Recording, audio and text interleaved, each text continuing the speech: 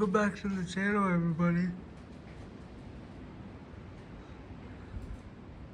My tangent teardown table is finally done.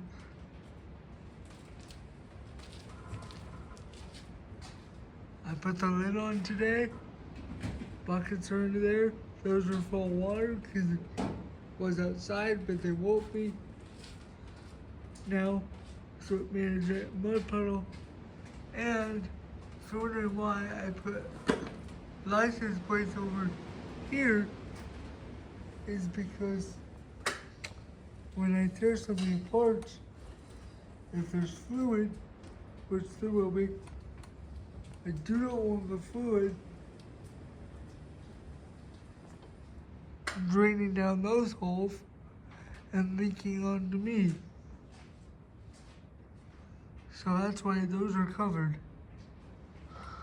I want it draining down these holes and into the buckets.